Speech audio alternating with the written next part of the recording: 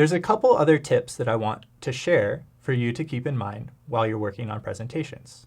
First, it's important to realize that presentations need to stand on their own. This is because you'll often send out your presentations, and people will read them without you there to talk them through it. So you need to make sure that your presentation has enough detail and information that they can interpret your messages and slides in the way that you intend them to. It's also really helpful to rehearse and practice giving your presentation.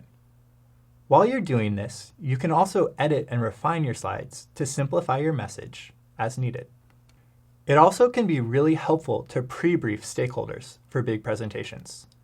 This means giving them a preview or running through your presentation with them one-on-one. This allows you to get their feedback before you give the presentation so that you can take it into account instead of having to address those questions in front of a busy room during the meeting.